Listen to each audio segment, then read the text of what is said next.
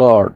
విపరీత వాదములకు దూరంగా ఉండాలి క్రైస్తవులు. తిమోతికి రాసిన మొదటి పత్రిక 6వ అధ్యాయము 20-21 వచనాలు చదువుకుందాం. ఓ తిమోతి, నీకు అప్పగింపబడిన దానిని కాపాడి అపవిత్రమైన ఒట్టి మాటలకును జ్ఞానమని అబద్ధముగా చెప్పబడిన విపరీత వాదములకు దూరముగా ఉండుము.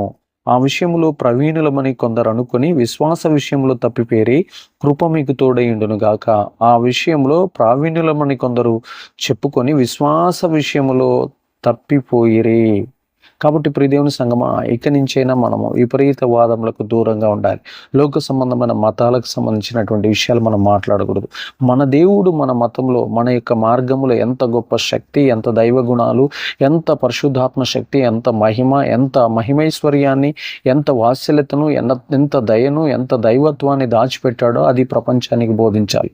విపరీత వాదములకు మనం పోయి అనేక రకాలైన కష్టాలు, నష్టాలు, ప్రమాదాలు, కీడులు, అపాయాలు తెచ్చుకోకుండా మనం ఉండాలి. మరి ముఖ్యంగా అనేక మంది జ్ఞానులు మనం చెప్పుకొని ప్రావీణ్యులు మన కొందరు వెళ్ళిపోయి వారు విశ్వాస విషయంలో తప్పిపోయి, ఓడిపోయి, చెడిపోయి అనేక రకాలుగా నాశనమైపోయారు.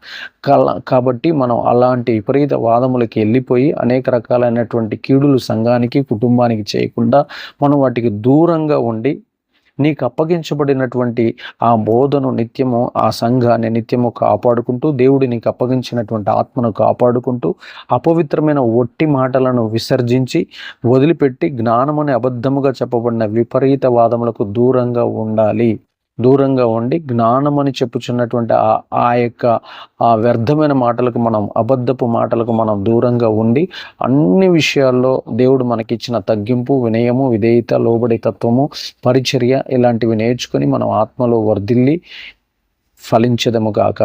ఆమేన్.